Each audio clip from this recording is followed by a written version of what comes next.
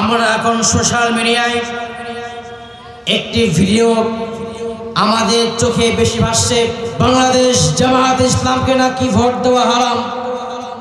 আমি তাদেরকে বলতে চাই, যদি বাংলাদেশ জামাত ইসলামকে ভোট দেওয়া হারাম হয় তাহলে আপনাদেরকে ভোট দেওয়া হারাম। কেননা আপনারা এখনো তাগুতের সঙ্গে আপনারা মত মিলাচ্ছেন।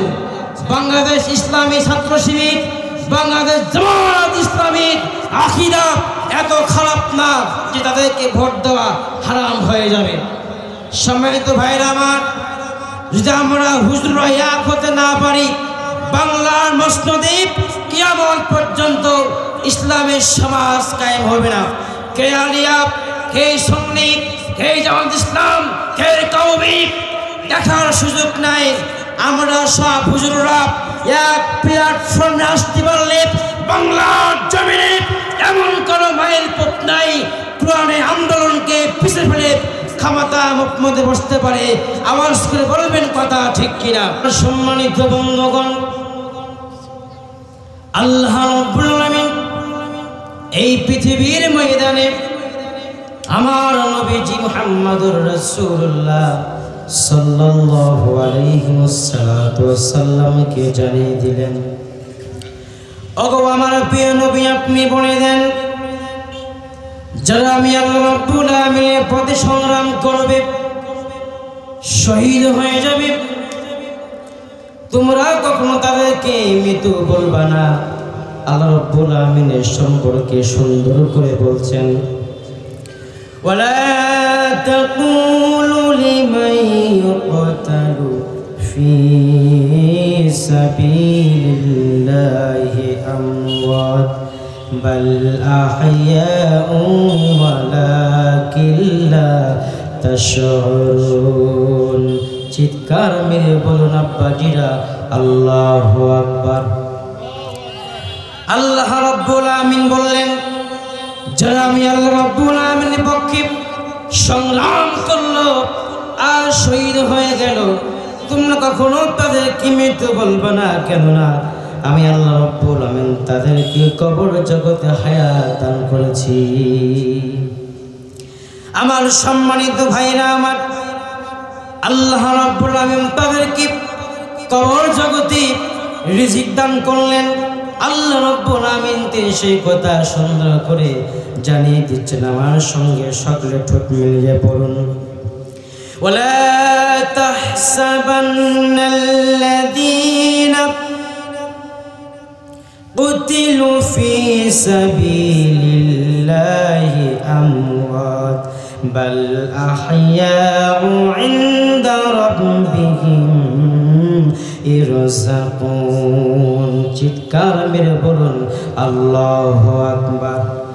আল্লাহ রাব্বুল আলামিন বললেন, নবী আপনি বলে দেন, যখন তারা আমি আল্লাহ রাব্বুল আলামিনের পক্ষে সংগ্রাম করল, জিহাদ করল, জিহাদ করে পরকাল গমন করলো, যখন তাদেরকে কবরে শায়িত করা হলো, আর কবরে শায়িত করার পর তাদেরকে যে তিনটা প্রশ্ন করা হবে, মান রাব্বুকা, মান দীনুকা ওয়া মান নাবিয়ুকা, এই তিনটা প্রশ্ন করার সঙ্গে সঙ্গে যখন বান্দা জবাব দিয়ে দিল, আর জবাব দেওয়ার সঙ্গে সঙ্গে আমি আল্লাহ রাব্বুল আলামিন তাদের কবরে ভিতরে জান্নাতে রিজিকগুলিকে পৌঁছায় দিই। আমার সম্মানিত ভাইরা আমার, শহীদদের লাশ কবরে পচে না। এই পৃথিবীর ময়দানে তিনটা ব্যক্তির লাশ কখনো পৃথিবীতে পৌঁছবে না। আল্লাহ রাব্বুল আলামিন কথা দিয়ে সুন্দর করে জানিয়ে দিচ্ছেন, ওয়া মাইয়্যুতি'ল্লাহা ওয়ার রাসূলা ফাউলাইকা মা'আল্লাযীনা আন'আমাল্লাহু আলাইহিম মিনান নাবিয়্যিনা ওয়াস-সিদ্দীকিনা ওয়াশ-শুহাদা'i ওয়াস-সালিহিন। জোরে বলুন আল্লাহু আকবার। আল্লাহ বললেন, যারা আমি আল্লাহ রাব্বুল আলামিনকে মানল আর আমার রাসূলুল্লাহ সাল্লাল্লাহু আলাইহি ওয়াসাল্লামকে নেতা বলে মেনে নিল। ওই কবর জগতে কখনো শহীদদের লাশ পচবে না, নবীদের লাশ পচবে না। ওই কবর জগতে যারা আল্লাহ রাব্বুল আলামিন দিন বিজয়ের জন্য সংগ্রাম করে সলি অর্জন করেছে, মুত্তাকি অর্জন করেছে, এই তিন শ্রেণীর মানুষের লাশ কখনো কবর জগতে বসবে না।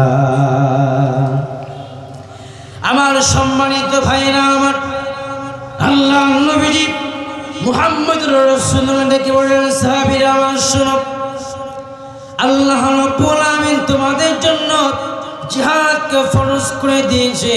আল্লাহ নবীজি মুহাম্মদুর রাসূলুল্লাহ সাল্লাল্লাহু আলাইহি ওয়াসাল্লামের কথা শোনার পরে নবীর সাহাবীদের ভিতরে পরামর্শমূলক কথা প্রচার হয়ে গেল। কেননা শহীদ হয়ে গেলে আল্লাহ রাব্বুল আলামিন তাদেরকে জান্নাত দিয়ে দিবে।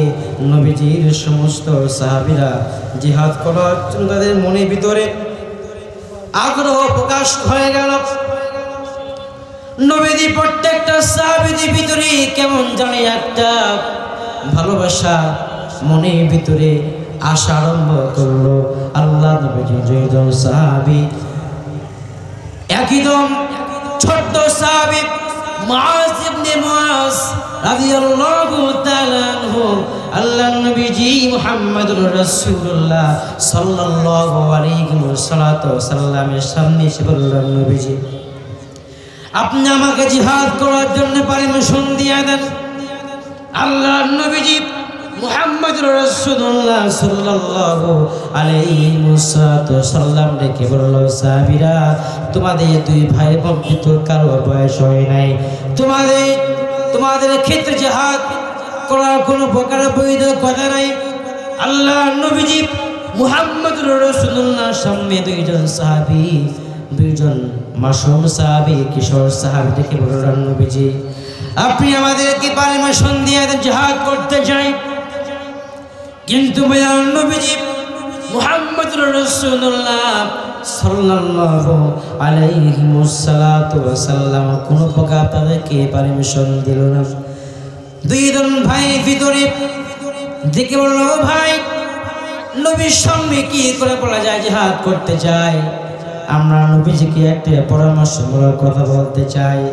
ও মায়ান নবীজি মুহাম্মদুর রাসূলুল্লাহ সাল্লাল্লাহু আলাইহি ওয়াসাল্লাম, আমরা দুই ভাই ভিতরে যেই ভাই লড়াই করতে করতে ফাঁস হয়ে যাবে তাকে আপনি জিহাদ করার জন্য পারমিশন দিয়ে দিবেন। আল্লাহ নবীজি মুহাম্মদুর রাসূলুল্লাহ সাল্লাল্লাহু আলাইহি ওয়াসাল্লাম দেখে বলল, আমার দুইজন সাহাবী তোমরা দুই ভাই ভিতরে তোমরা লড়াই আরম্ভ করা শুরু করে দাও। দুই ভাই ভিতরে যখন মারামারি শুরু হয়ে গেল, লড়াই শুরু হয়ে গেল, বড় ভাই আসতে করি ছোট্ট ভাইকে শক্তি প্রয়োগে তখন তাকে জমিনের মধ্যে শুয়ে দিয়েছে। ছোট্ট ভাই মাথা উঁচু করে বলছে, বড় ভাই জানি আল্লাহ পাক তোমাকে শক্তি দিয়েছে, কিন্তু আমাকে শক্তি দেয় নাই। আল্লাহ পাক আমাকে পৃথিবীতে তোমার ছোট করে পাঠিয়ে দিয়েছি। ও বড় ভাই, তুমি আমার চোখের সামনে নবীজির কথা মতো শহীদের পানি পান করবা, আল্লাহ পাকের জান্নাতের মধ্যে প্রবেশ করবা, এটা আমি মানতে পারবো না। বড় ভাই দয়া করে মেহেরবানি করে আপনি আমাকে একটা সুযোগ করে দেন, আমি আপনাকে কায়দা কৌশলে নিচে ফেলে দিব। নবীজি দেখবে একবার বড় ভাই জিতেছে, আরেক ভাই ছোট ভাই জিতেছে। ও ভাই আমাকে নবীজি আমাদের দুই ভাইকে অনুমতি দিয়ে দেবে। এই কথা নবীর কান পর্যন্ত পৌঁছে গেল। এবার ছোট ভাই বড় ভাইকে তলে ফিরে দিল। আর ফেলার পরে আল্লাহ নবীজি মুহাম্মদুর রাসূলুল্লাহ সাল্লাল্লাহু আলাইহি ওয়াসাল্লাম বুঝতে পারলো এই দুইজন সাহাবীর মনের ভিতরে ঈমানে আল্লাহ পাক বেশি পাওয়ার দিয়ে দিয়েছে। জোরে বলেন না সুবহানাল্লাহ।